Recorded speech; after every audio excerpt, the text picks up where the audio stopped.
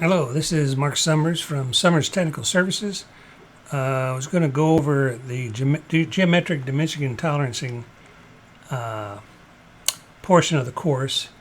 And so as you're getting started, you're going to want to go read the lecture slides. Here's the first page of the lecture slides.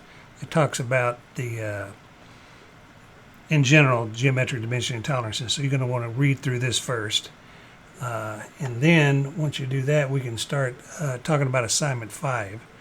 So let's switch over to the camera here. So the standard that we're going to use to define all this geometric dimensioning and tolerancing is found in ASME Y14.5 document.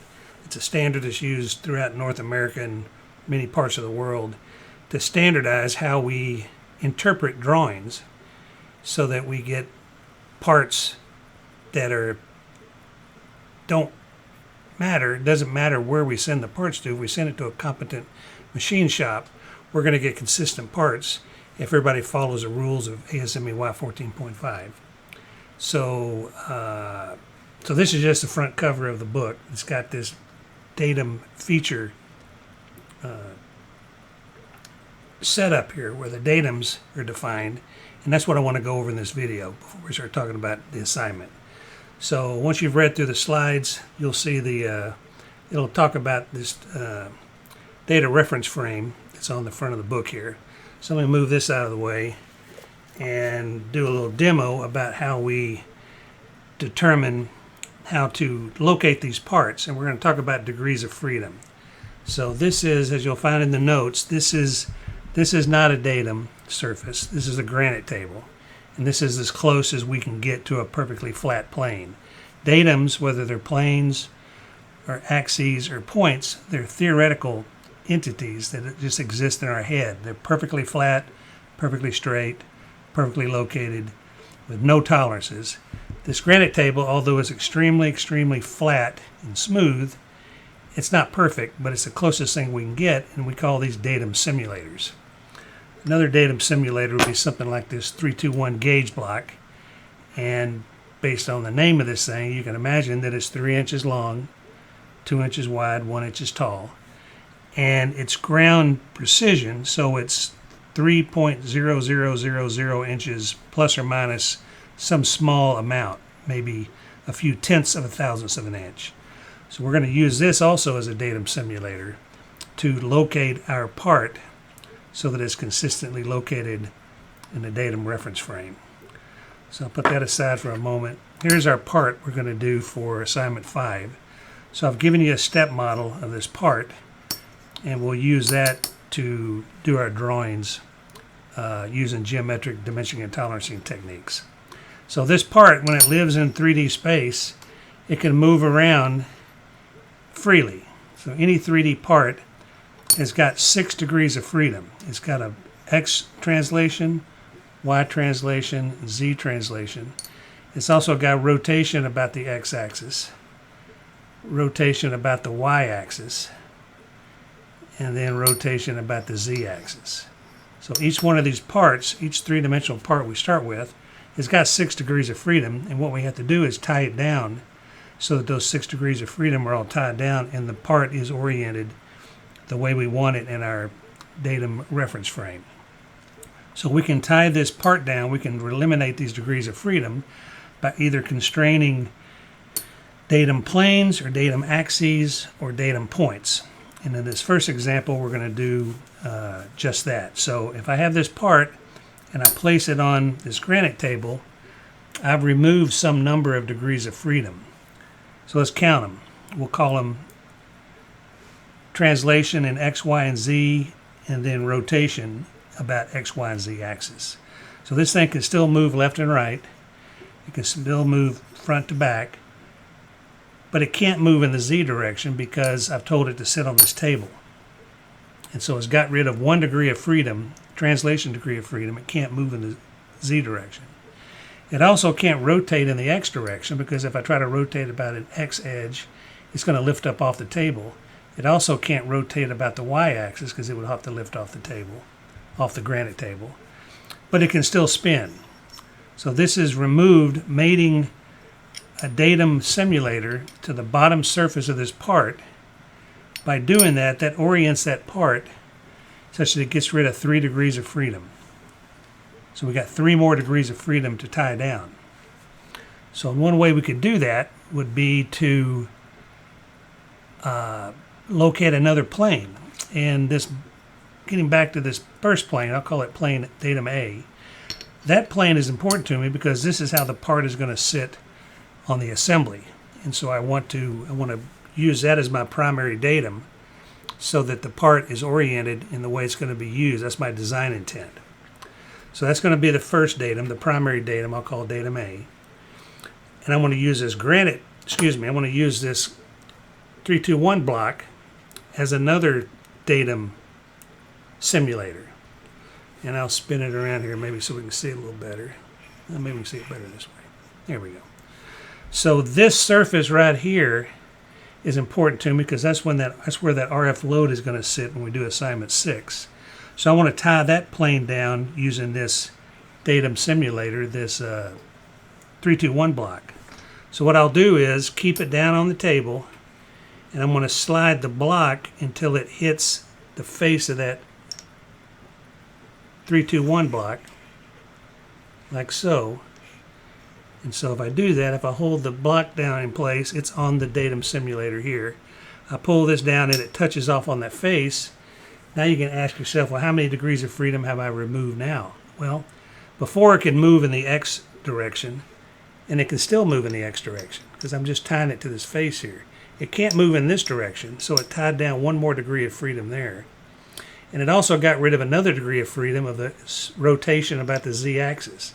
It can no longer spin about the Z-axis because it's right here. So the second plane, I'll call that my secondary plane, datum B, that has gotten rid of 2 more degrees of freedom, and the only thing it can do now is move left to right. And so I've got 1 more degree of freedom to tie down before my part is oriented in the datum reference frame. And the way I want to do that is I want to use this dimension of the part, the actual part dimension from this face to this face.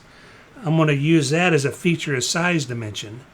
I'm going to make that a basic dimension.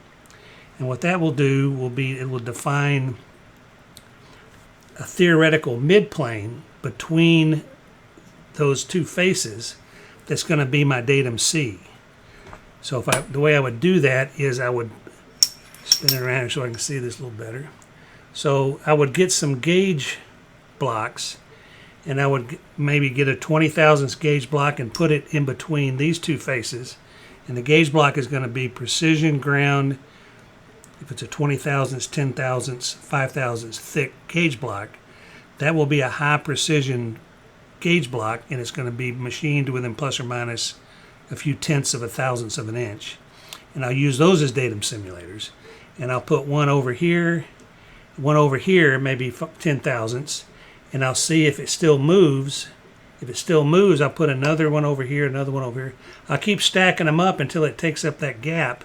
And at that point, I will have defined datum C from that feature of size dimension, and that datum C will be defined as the midplane that goes through the middle of this datum simulator here, which is this 321 gauge block. So I can identify the center of this gauge block. That will become my datum C. And at that point, I've got rid of all the degrees of freedom because this thing will not be able to move back and forth anymore. So that is one way to create a datum reference frame on my part. So if that's my design intent, then let's go look at the drawing here that you're going to make. So this is my drawing. You're going to make the views just like you've done before. Fill out the title block, fill out all the notes as usual. And so now I'm going to define these datums on my drawing. So I'm going to go to annotation.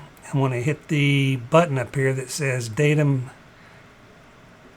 symbol, datum feature. And I'm going to define datum A. The datum A is defined by this bottom surface. So I'm going to click on this bottom surface here, and it puts these in order. I want this first one to be at datum A. And so I'm going to select this bottom edge and place datum A like that. So that is telling the machinist once they make this part, as they're making this part, the first thing they do is set this block down on a datum simulator, whether it's a granite table or it's the milling machine vise, the bed of the milling machine, something that simulates datum. And they're going to put it on that face, on that surface, and it's going to locate this part and get rid of 3 degrees of freedom. And I could put the datum there. I could put it in this view if I wanted to, because I can see that bottom face. So either one of these callouts would be the same. Turn this back into A. It wants to bump it up to the next letter. So I could do it like that, either way. Or you could do both if you think it clarifies things. But generally one datum identifier is enough. So that defines the datum A. We set the part on the granite table that got rid of 3 degrees of freedom. Now I want this face right here to define the secondary datum, which I'm going to call datum B. So I'm going to go back to datum feature. I'm going to select that edge, and it's already set on B, which is good. I'm going to select that edge, and I'm going to label that as datum B, like that. And I can put it there, or I can drag it out over to the side, just as long as it's tied to that edge. So that edge is used to locate that datum B. All right, now I want to define datum C. And datum C is this center line. I'm not going to label that center line because I want that center line to be defined by this feature of size, which is the width of this cutout right here. So I'm going to go in here and say dimension. I'm going to go here to here and place a dimension. And this is going to be a basic dimension because I want it to define a perfect datum. So that's the way I define perfect datums with features of size, is by using a dimension that has no tolerance. It's perfect. Why is it not putting a dimension on here for me? Smart dimension. Go from here to here. Here we go. And there's that dimension. So once I place that dimension to turn it into a basic dimension, I come over to the properties, tolerance precision, I change it from none to basic. And based on the lecture notes, you'll see that putting a box around that dimension and calling it a basic dimension is how I define